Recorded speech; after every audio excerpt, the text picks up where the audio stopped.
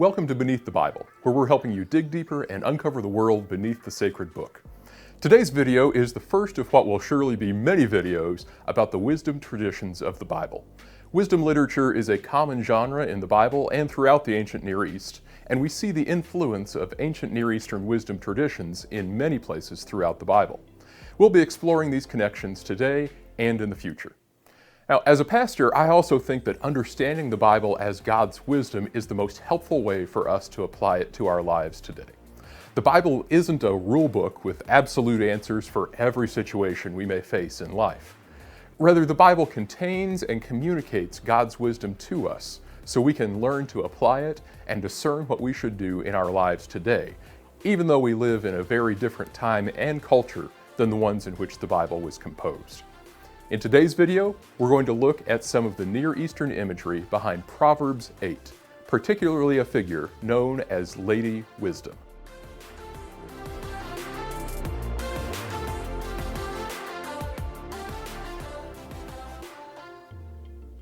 The first 9 chapters of Proverbs introduce wisdom as the theme of the book. These first chapters consist of 10 teachings set in the context of a father teaching his son, with 5 interjections extolling the benefits of wisdom.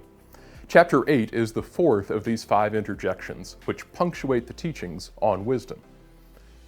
Chapter 8 is notable because it is largely in the form of a first-person narrative, delivered not by the father to his son, but by wisdom herself. This chapter demonstrates one example of a long tradition associating wisdom with a woman, either as a goddess of wisdom, like the Greek goddess Athena, or as wisdom personified, like we see here. Scholars refer to this personified character as Lady Wisdom, or Sophia, a female Greek name which means wisdom. The femininity of wisdom is apparent from her introduction in the opening verses. Does not wisdom call out? Does not understanding raise her voice? On top of the heights, beside the way, where the paths meet, she takes her stand. Beside the gates, at the opening to the city, at the entrance of the doors, she cries out. Now, this isn't the first time Lady Wisdom makes this appeal in the book of Proverbs. Proverbs 1, 20 through 33 contains a similar appeal with wisdom crying out in the street, and this outcry is repeated and expanded here in chapter 8. In verses 4 through 21, wisdom beckons for people to heed her instruction and describes the benefits for those who know her. She affirms that she will come to those who seek after her. She states, from verse 20, I walk in the way of righteousness, along the paths of justice, bestowing a rich inheritance on those who love me and making their treasuries full. Verses 22 through 36 continue with this theme of the benefits of wisdom, but the subject shifts to describe how Lady Wisdom was present with God at creation as the first of his works before his deeds of old. She describes the ordering of creation. Before there were water depths, before the mountains, the hills, the fields, the heavens, and the boundaries of the sea were set in place, wisdom was born. She continues in verse 30. Then I was constantly at his side. I was filled with delight day after day, rejoicing always in his presence, rejoicing in his whole world and delighting in mankind. She concludes with an exhortation for the reader to listen to her and a warning for those who ignore her. From verse 35, For those who find me find life and receive favor from the Lord. But those who fail to find me harm themselves. All who hate me love death. Proverbs 8 is a beautiful and sophisticated piece of literature with important theological implications. It's also noteworthy because it is given as a monologue from the personification of wisdom. This has led many to ask where this idea of Lady Wisdom came from. In the Bible, Lady Wisdom appears not only in Proverbs 8, but also in Proverbs 1, 9, and 31, and in Job 28. One scholar, Michael Fox, has stated Lady Wisdom surely did not arise full-grown out of the author's head, but, like all strange visions, took its shape from realities and images familiar to the author and his readers. So where else do we see this female personification of wisdom in ancient Near Eastern literature? Well, there are actually many possible parallels that scholars have suggested. Some have argued that the biblical authors adopted aspects of the Canaanite goddess Asherah. We know from the Bible itself that Asherah worship was fairly widespread in Israel, so the traits of Asherah would have been familiar to the biblical writers. Others have suggested that a Canaanite wisdom goddess is the basis for Lady Wisdom, despite no such wisdom goddess having existed to our knowledge. Still others have looked further afield, particularly to Egypt. Now, this is a reasonable connection, as the scholar Otmar Kiel suggests, because of the influence of Egyptian culture on what would become the sources of the biblical wisdom tradition. Particularly in the 8th and 7th centuries BC, the royal court of Judah looked to Egyptian symbolism and concepts of kingship to formulate their understanding of these matters. The book of Proverbs was a product of the court of Judah, a compilation of the wisdom traditions of Israel and beyond. So it's reasonable that Egyptian ideas helped inform some of the images used in the book, like Lady Wisdom. The Egyptian goddess Isis has been suggested as a model for Lady Wisdom, though the evidence that supports this is rather late. The goddess Nut has also been suggested, but this is not widely accepted. Here at Beneath the Bible, we think, along with many other scholars, that the goddess Ma'at is, to some extent, behind the imagery and description of Lady Wisdom. Now, to be clear, we're not saying that Lady Wisdom is the same as Ma'at. In general, Egyptian religion and Egyptian gods do not travel well, so to speak. They're largely tied to the geography of Egypt and are not widely worshipped outside of Egypt. However, Egyptian iconography and symbolism were widely used beyond Egypt, and it is in that sense that we see Ma'at as having some kind of relationship with the biblical figure of Lady Wisdom. We should also note that some scholars do not believe Ma'at is the right parallel for Lady Wisdom, and those who do hold that there is a parallel between the two are split on how we should see the relationship between Ma'at and Lady Wisdom. Some say that Lady Wisdom is derived from Ma'at, but that they should not be seen in a one-to-one relationship. Others suggest that although they appear to share some characteristics, it's not possible for us to make a direct connection of reliance one way or another.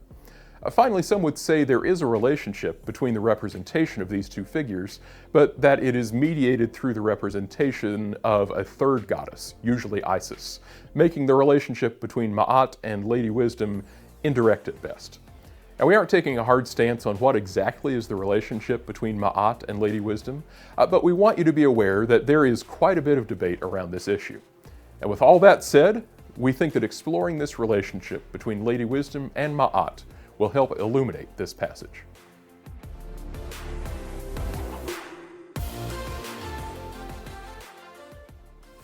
This is Ma'at, or at least one way of picturing her. In ancient Egypt, Ma'at was both a goddess, like you see here, but also a concept beyond this deification as a goddess. Egyptologists aren't entirely sure which came first, the goddess or the concept of Ma'at. It may be that Ma'at was a goddess in the Egyptian pantheon and her attributes became abstracted into a standalone concept, or this process may have gone in reverse. If the concept of Ma'at came first and was later embodied as a goddess, this would demonstrate a developmental process known as hypostatization. In Egyptian literature, the goddess and the concept are used almost interchangeably, so it's hard to tell which came first given the evidence we have today. First, we'll look at what the concept of Ma'at was understood to be, then we'll look at the goddess, how she was depicted, her place in the Egyptian pantheon, and how the people in the ancient world thought of her. As a concept, Ma'at is cosmic harmony or cosmic order. It's truth and justice and right ruling. It's moral integrity and correct law. One Egyptologist has said the concept of Ma'at is something like straight, in the sense of being right or true or genuine. In some texts, the gods say they lived on Ma'at, as though they ate it and it sustained them. As the basis of cosmic order, Ma'at also served as the basis for political and social order. The pharaohs saw Ma'at as the basis of their authority to rule, and the best pharaohs upheld Ma'at. One text says the pharaoh was installed by the sun god Ra, and the pharaoh's job was judging men, satisfying gods, realizing Ma'at, and annihilating Isfet. Isfet is the conceptual opposite of Ma'at, that is cosmic chaos or disorder, and everything opposed to Ma'at. While it was the pharaoh's role to realize Ma'at, everyday Egyptians were also concerned with Ma'at, seeking to live by it and pursue it in their lives. This idea of Ma'at was also embodied by the goddess named Ma'at. She is depicted as a young woman. She often has a white ostrich feather and a band on her head, and she can even be depicted by just using the stylized ostrich feather. These amulets, while faded, have the feather of Ma'at on them. She's often depicted in a crouching position, like she is here, with her knees pulled up in front of her. Sometimes an ankh, a symbol of life, is protruding from her knees, and she usually wears her feather headdress identifying her as Ma'at. In many instances, this form of Ma'at is shown in miniature. She was not often depicted as a statue standing. Here, however, is one statue that has been interpreted as Ma'at, and the broken piece on top may have been her feather. The goddess Ma'at goes back to the Old Kingdom of Egypt, and by the Middle Kingdom, she was regarded as a daughter of the sun god Ra. Here you can see a depiction of her on the solar bark. In Egyptian mythology, this was the boat that Ra rode across the sky, which here is depicted as the goddess Nut. In some traditions, Ma'at was the wife of the god Thoth. Thoth was the god of scribes, writing, magic, knowledge, and wisdom. Thoth can be depicted either as an ibis bird or a bird with an ibis head, and sometimes as a baboon. This amulet shows their connection pretty clearly, with the ibis, Thoth, holding Ma'at's ostrich feather of truth. And this inlay from the 4th century BC shows the same thing. Thoth and Ma'at also appear together in scenes of the underworld at the so-called Council of Ma'at. This scene shows the Hall of the Truth, where the goddess Osiris sits in judgment.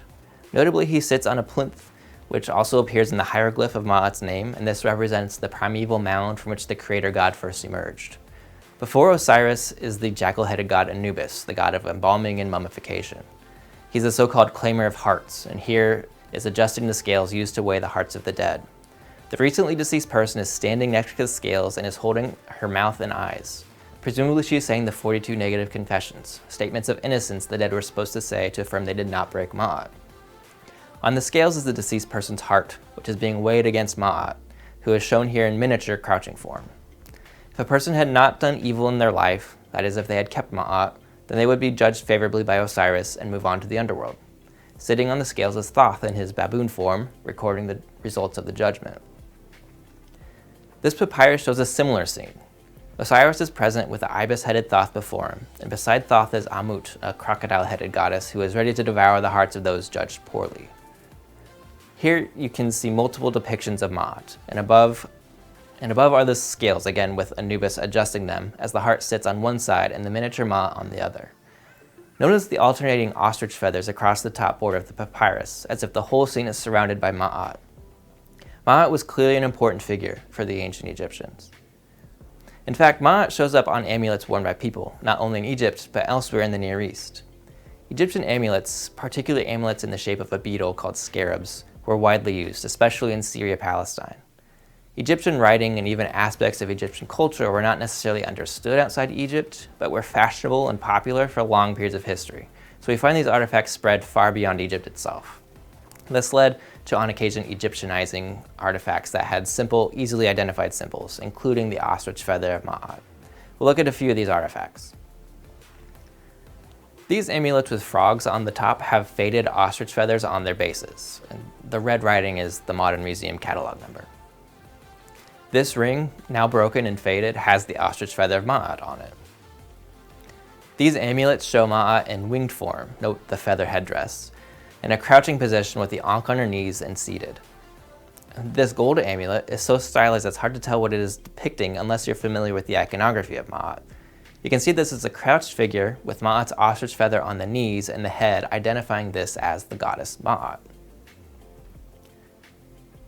One scholar, Krista Kayetz, has linked these kinds of amulets with Ma'at on them to a passage in Proverbs 6. This is another one of the introductory chapters in which the father is instructing his son in the value of wisdom. In Proverbs 6, 20 and 21, the son is told to bind the commands of his father and the teaching of his mother around his neck so that when he walks, lies down, and awakes, they will be with him. These verses also recall Moses' commandment in Deuteronomy 6:8 that the Israelites should bind God's instruction on their hand and forehead. This language has been linked with apotropaic language related to warding off evil and bad luck. Amulets were common apotropaic items, but in Proverbs 6, teaching or wisdom is being worn or bound to ward off evil rather than a physical amulet. The teacher is telling the listener to bind the teaching of wisdom to themselves as they would an amulet for protection.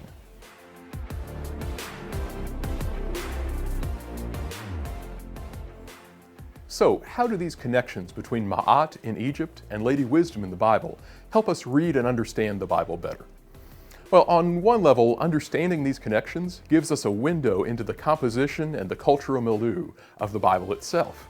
Now, it's easy to think that the Bible just dropped out of heaven straight from the mouth of God, but as we dig into the history of the text, we see that the Bible is covered with the cultural imprints of the times and places in which it was written. These cultural imprints give us insight into the life of ancient Israel, as well as the people and cultures surrounding them. The influence of the Egyptian wisdom tradition is just one example of the ways in which Israel's wisdom tradition is a compilation of the wisdom of surrounding people groups, molded and adapted to fit Israel's theology. Israel's wisdom traditions, compiled and guarded by the royal court, show the influence of not only Egypt, but Canaanite and Mesopotamian wisdom traditions as well. Parallels with these wisdom traditions in books like Proverbs and Ecclesiastes are too numerous for us to fit into just one video. Wisdom was a common and important literary genre in the ancient Near East, so these areas of influence and overlap aren't surprising to find. Now, does that mean that God wasn't inspiring the biblical writers and the keepers of Israel's wisdom? Does the Bible contain only the works of other people groups and nothing from God himself? Oh, absolutely not. While the surrounding cultures clearly influenced the Israelites also had strong wisdom and theological traditions of their own. They used their unique beliefs about God to filter and adapt the wisdom of other peoples to fit their own worldview. Seeing the Bible's composition this way helps us understand that the Bible is both a product of its particular time and place, as well as the eternal wisdom of God that has been handed down to us. As one scholar has put it, the Bible is written for us, but it's not written to us. We can better understand the Bible when we learn about the people to which it was originally addressed, and that's our aim at Beneath the Bible. Understanding the background of Proverbs 8 opens up another level of insight that I want to touch on briefly. For thousands of years, Christian interpreters of the Bible have drawn the connection between the personification of wisdom in passages like Proverbs 8 and the incarnation of God's wisdom in Jesus Christ. We see this connection spelled out in passages like John 1 and Colossians 1, in which Jesus is portrayed as the Word of God who ordered the chaotic cosmos and enacted God's creative power in the universe, just like Lady Wisdom in Proverbs 8. John begins his gospel by saying, "In the beginning was the Word, and the Word was with God, and the Word was God. He was in the beginning with God. All things came into being through him, and apart from him not even one thing came into being that has come into being." And in Colossians 1, Paul writes, "He is the image of the invisible God, the firstborn of all creation. For by him all things were created, both in the heavens and on earth, visible and invisible, whether thrones or dominions or rulers or authorities. All things have been created through him and for him. He is before all things, and in him all things hold together." Moreover, Jesus is the wisdom by which kings rule, because he himself is enthroned over heaven and earth forever. Jesus is the wisdom for living well because he himself has lived a blameless life. If we want to find the wisdom of God, we only need to look to Jesus. This history of interpretation opens up the possibility for us as Christians to read passages like Proverbs 8 as the words of Jesus himself. Now, we don't want to do this and discount the original setting of the passage, but this interpretive possibility can help us more deeply understand how Jesus is God's wisdom for our lives today. And we also don't want to draw a straight line from Ma'at to Lady Wisdom to Jesus. The connections we're making between Ma'at and Lady Wisdom and between Lady Wisdom and Jesus don't mean that we can tie the three together. These three figures are products of three different worldviews separated by thousands of years, and of course only one of them is the incarnate Son of God. It is fascinating, however, to consider that even in the traditions of ancient peoples, God was pointing the way toward the ultimate embodiment of God's wisdom in Jesus. Jesus is still alive and available to us today so that we can live with God's wisdom, following the example he has lived out before us.